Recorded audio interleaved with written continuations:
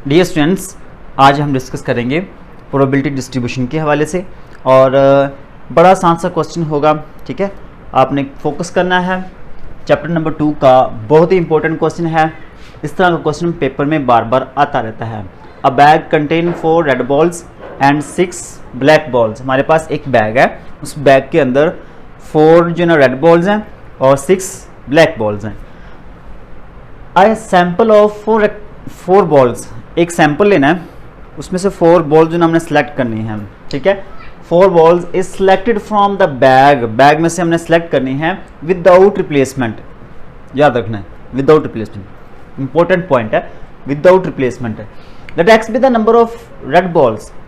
Let's say जो हमने 4 balls select करनी है वो रेड बॉल्स हैं।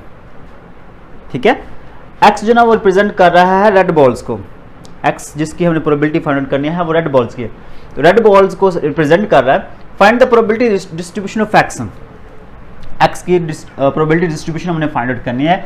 देखिए, सबसे पहले तो आप लोगों ने डाटा लिखना है। हमारे पास 4 जो ना वो रेड बॉल्स हैं, ठीक है, और 6 जो ना वो हमारे पास ब्लैक बॉल्स हैं, और टोटल जो हमारे पास हो जाएंगी, टोटल बॉल्स हमारे पास आ जाएंगी, वो आ जाएंगे 4 + 6 10। ठीक है, उसके बाद एक सैंपल है। ठीक है, सैंपल ऑफ 4 बॉल्स, ठीक है, इज सिलेक्टेड। उसके बाद आपने बताना है कि जो x है वो रिप्रेजेंट करता है रेड बॉल्स को। ओके, ये हमारे पास डाटा दिया हुआ है। इस डाटा की मदद से आपने क्वेश्चन को सोल्व करना है। अब फार्मूला कौन सा अप्लाई करेंगे? यहां पे फार्मूला हम अप्लाई करेंगे समेशन प्रोबेबिलिटी ऑफ x। अब आप लोगों को पता है कि जितनी भी हम प्रोबेबिलिटी लें, किसी भी इवेंट की जितनी भी प्रोबेबिलिटीज लें, उन सब का सम 1 के इक्वल होता है। ठीक है, किसी भी इवेंट की जो मैक्सिमम प्रोबेबिलिटी होती है वो 1 होती है। तो इसी को हम आगे लेकर चलेंगे। Summation probability of x = 1। अब यहां पे x जो ना, x रिप्रेजेंट कर रहा है रेड बॉल्स को, और टोटल हमने कितनी सेलेक्ट करनी है? 4 बॉल्स हमने सेलेक्ट करनी है। तो इसकी मदद से आपने एक सैंपल स्पेस क्रिएट करनी है, सैंपल स्पेस बनानी है। ठीक है, पॉसिबल आउटकम्स बनानी है। पॉसिबल आउटकम से मुराद क्या है कि हमने 4 बॉल्स रेड करनी है, और वो रेड वाली किस तरह से हम निकाल सकते हैं, उसकी पॉसिबिलिटीज क्या हो सकती हैं, उसी को मैं यहाँ पे लिखता हूँ। इसी को अब लेकर चलेंगे। देखिए,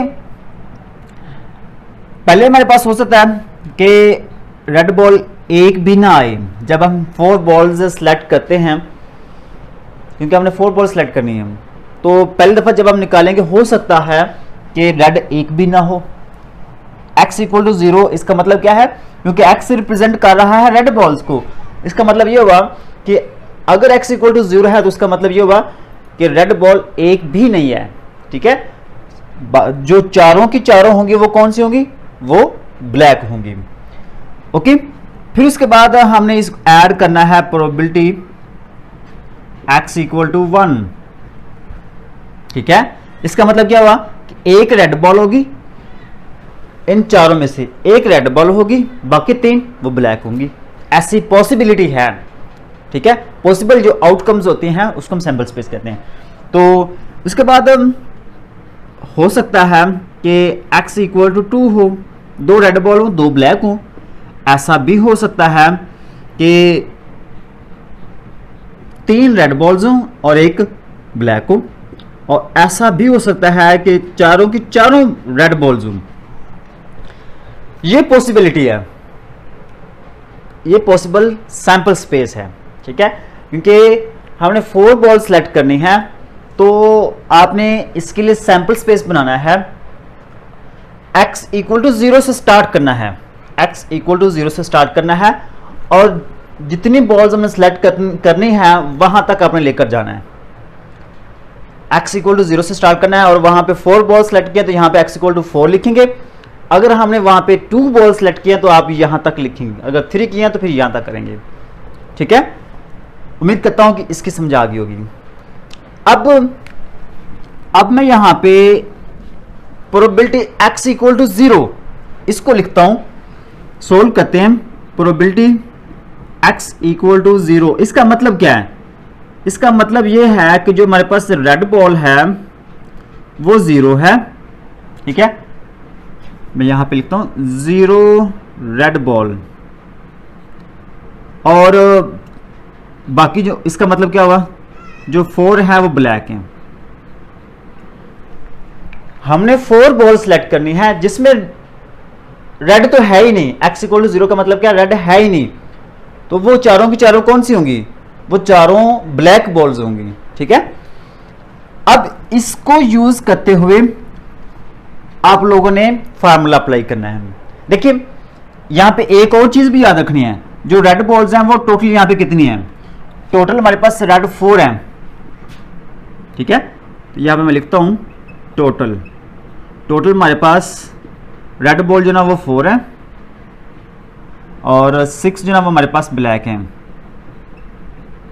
ये भी याद रखना आप लोगों ने। ठीक है, तो इसके लिए आपने क्या करना है, सबसे पहले देखना रेड टोटल कितनी है।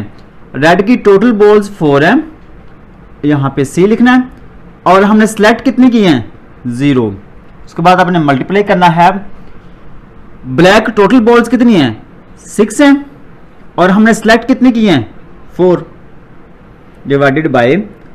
अब देखना यह है कि यहां पे टोटल बॉल्स कितनी है, 4 + 6 10 बॉल्स टोटल हैं, और 10 में से हमने सेलेक्ट कितनी करनी है, 10 में से हम 4 सेलेक्ट करनी है, तो वो 4 हम यहां पे लिखेंगे। ये है एक्चुअल हमारा फार्मूला जिसको आपने अप्लाई करना है। अब देखिए इसको सोल्व करने के डिफरेंट मेथड हैं। ठीक है, इसको सोल्व करने के डिफरेंट मेथड हैं, 4C0, 6C4, 10C4। इसको सोल्व करने के डिफरेंट मेथड है। आप लोगों को मैं कैलकुलेटर का यूज बताऊंगा कि आप कैलकुलेटर पे इसको कैसे आसानी से सोल्व कर सकते हैं, बहुत ही आसानी से। चाहे आपने कभी भी नहीं किया क्वेश्चन इस तरह का, फैक्टोरियल वाले क्वेश्चन नहीं भी किए, तो आप इसको आसानी से कैलकुलेटर पे कर सकते हैं। और वो कैसे करना है वो यहाँ पे आप लोगों को मैं समझा देता हूँ। देखिए सबसे पहले आपने ये 4 लिखना है, तो ये 4 वाला बटन प्रेस कर दिया। उसके बाद आगे ये C है, ये C लिखना। कैसे लिखेंगे, यहाँ पे आप लोगों को बटन नजर आएगा NCR का, NCR।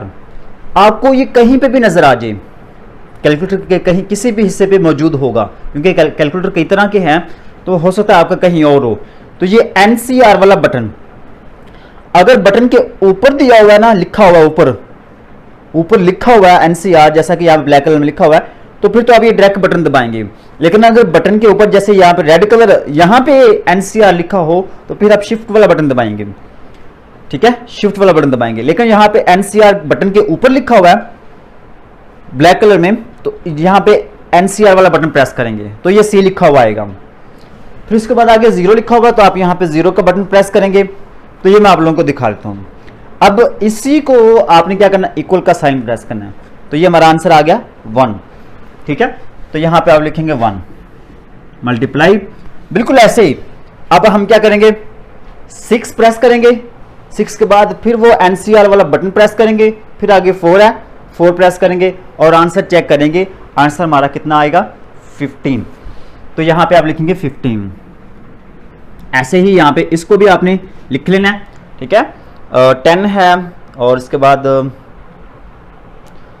ये हमारे पास है 4 है, तो ये हमारे पास आंसर आएगा 210। तो 15 को 1 से मल्टीप्लाई करेंगे 15, और नीचे हमारे पास आ जाएगा 210। ये एक आंसर आ गया, probability x equal to 0। Probability x equal to 0, इसका आंसर क्या आया, इसका आंसर आया है 15 डिवाइडेड बाय 210 प्लस। अब इसकी बारी है, प्रोबेबिलिटी x इक्वल टू 1।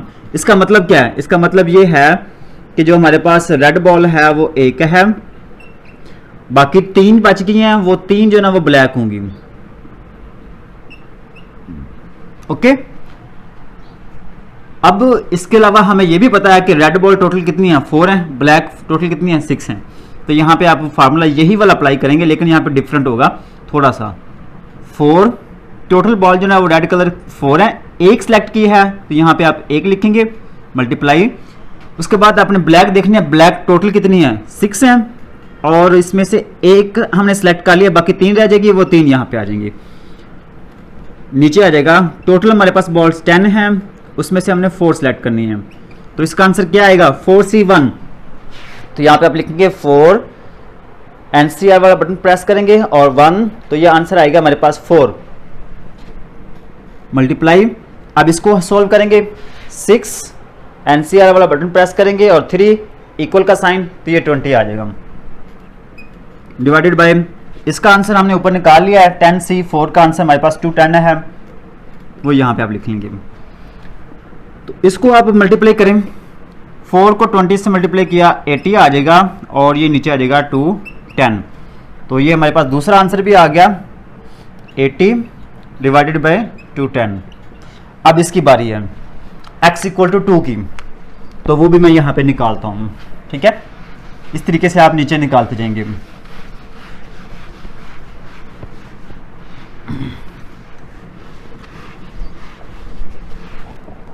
अब नेक्स्ट काम हमने क्या करना है, उसमें x इक्वल टू 2 है, प्रोबेबिलिटी x इक्वल टू 2 है। इसका मतलब क्या है, इसका मतलब यह है कि 2 हमारे पास जो ना वो रेड हैं और 2 ही हमारे पास ब्लैक हैं, ठीक है।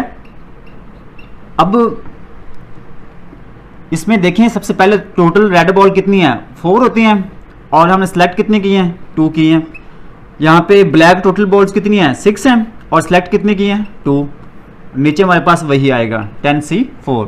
तो इसको सॉल्व करेंगे, 4C2, तो यहाँ पे आप लिखेंगे 4C2, ये आंसर आएगा 6, मल्टीप्लाई 6C2, 6 और C2, आंसर आएगा 15 डिवाइडेड बाय 210। इसको सॉल्व करेंगे 210 ही आएगा।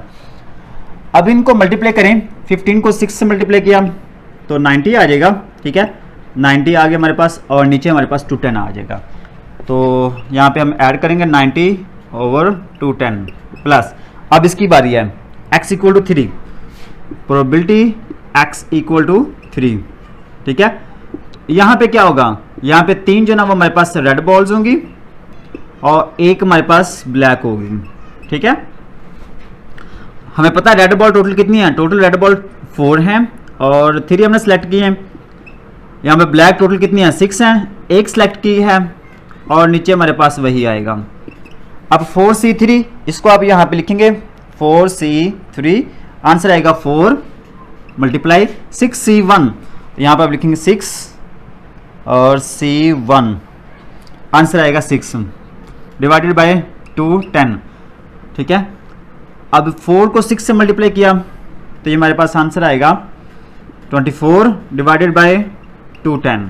तो ये भी आंसर यहाँ पे आपने ऐड कर लेना, 24 डिवाइडेड बाय 210। अब प्रोबेबिलिटी x इक्वल टू 4 निकालना है, ठीक है। प्रोबेबिलिटी x इक्वल टू 4 वो कैसे निकालेंगे, वो भी बिल्कुल ऐसे ही है।